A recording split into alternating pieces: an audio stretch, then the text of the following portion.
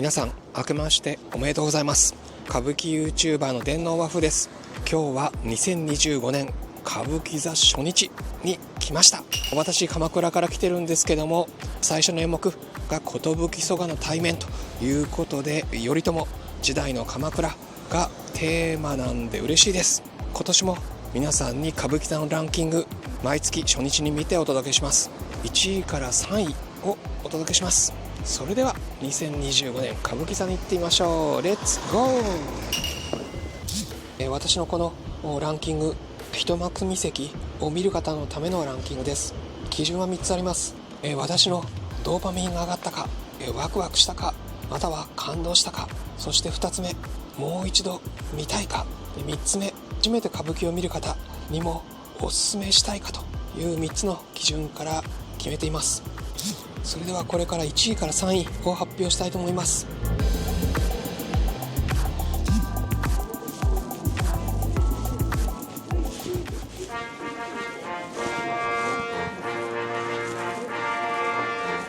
まず第3位、二人腕球です。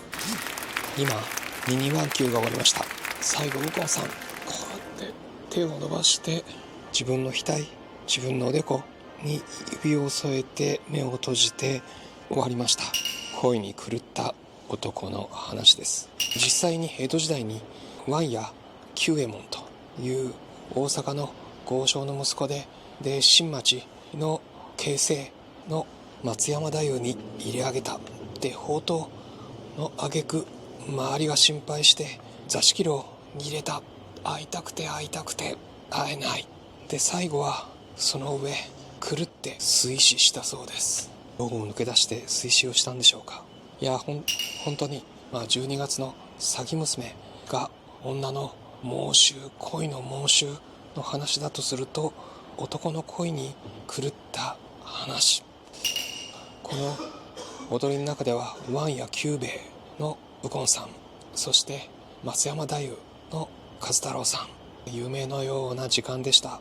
本当に舞台はシンプルで、松葉目のように松があって遠くに月が見えるその夜の中、花道から右近さんが出てくる。時々にやりって笑うんですね。それが狂ったイメージでしょうか。で、手に持った棒、杖を、愛しい彼女だと思って抱きしめる。踊っているうちにふと地面に崩れ落ちる。そこで和太郎さんが出てくる。和太郎さん、ここの額の周り、ここから首筋にかけてオレンジので化粧がしてました。なんでぼーっとその後一緒に右近さんと踊るんですけども、なんか勃起協定のような怖さがある女という感じです。形成で着物の着方も結構崩していて、男を誘うような姿。黒い打ち掛けから白い着物を見せる。そしてそこで右近さんの水色の羽織をかけてもらう。そこで羽織をかけてもらった後では、冠城清方の神高市長の浮世絵を思い出しました。透き通るようなイメージがありました。そしてその黒い打ち掛けの中で2人で並ぶ。そこ和太郎さん白い着物だったんで、なんか2人で入水するようなイメージ、ちょっとぞくりとしました。その後パーッと明るくなる。桜がパーッと周りに咲く。その中をアップテンポの中で2人で狂ったように踊る。2人の一番いい時の思い出でしょうか。でもその彼女は消えて、最後右近さん、詐欺娘のように静かに死んできます。後ろにすごいのけぞる。そしてバタリと倒れる。そして最初に言ったように手を伸ばす。天を掴もうとする。でも掴めなくて、自分の頭に手を置いて終わりました。夢の二人腕球、ぜひオペラグラスで右近さんの表情を追いながら見ることをお勧めします。平成30年に右近さんの剣の会でやった2人だそうです。以上、二人腕球のレポートでした。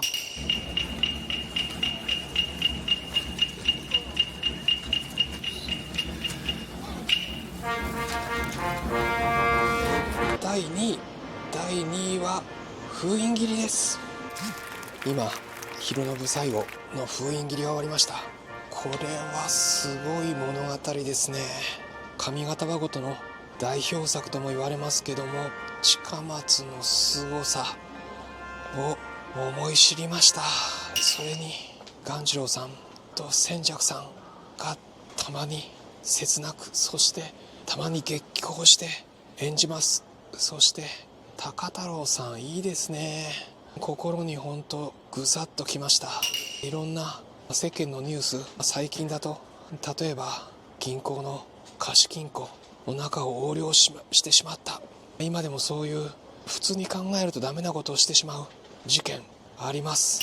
まさに江戸時代に恋の飛脚、冥土の土産、近松がやはり江戸の実際の事件をもとに描いたんでしょうけども、ものすごいストーリーですね。ストーリーとしては忠兵衛が梅川に恋をして、お互い恋をして、そして身請けをしようとする。あと250両足りない。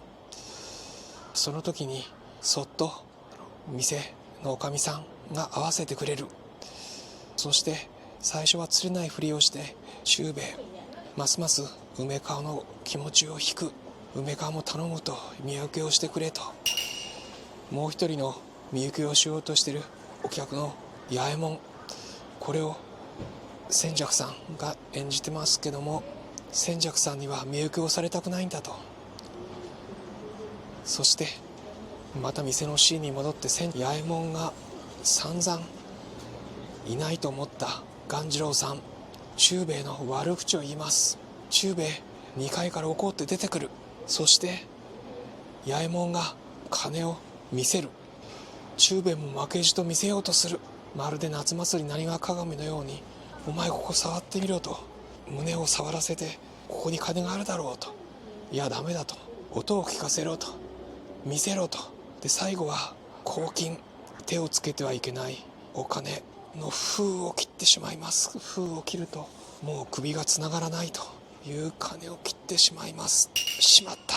忠兵衛心の中で震えます。八右衛門それに気づく。この金はと。でも店の人たちはそれに気づかない。そして250両、忠兵衛はそれを店に払って梅川を身請けする。店の人たちはみんな祝ってくれる。その中で忠兵衛は梅川に伝える。これでは死ぬしかないということを伝えて、そしてでも2人でもう死を前提に3日間だけ夫婦のことをさせてくれと。先に梅川がみんなに見送られて出ていく。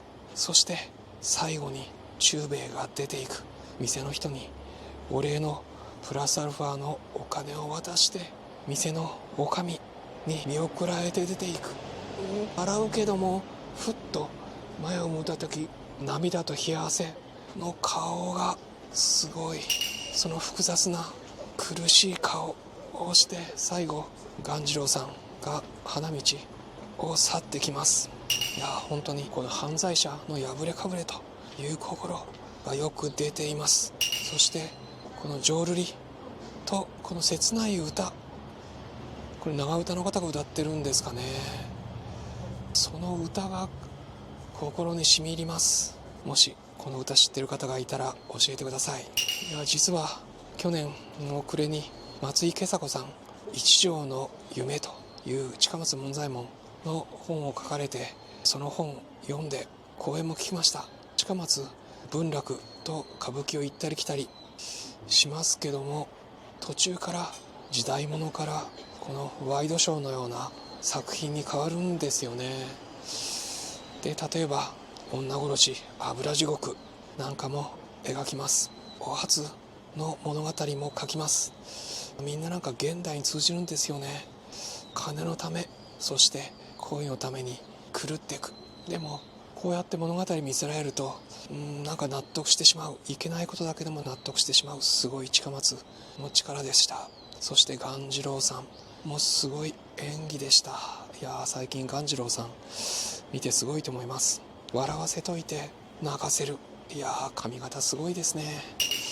ということでぜひこの人間の物語、人間の業を封印切りで見てください。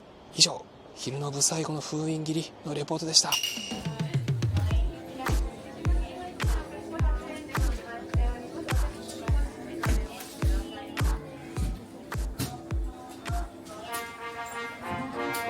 そして第1位は若々しい寿曽我の対面です。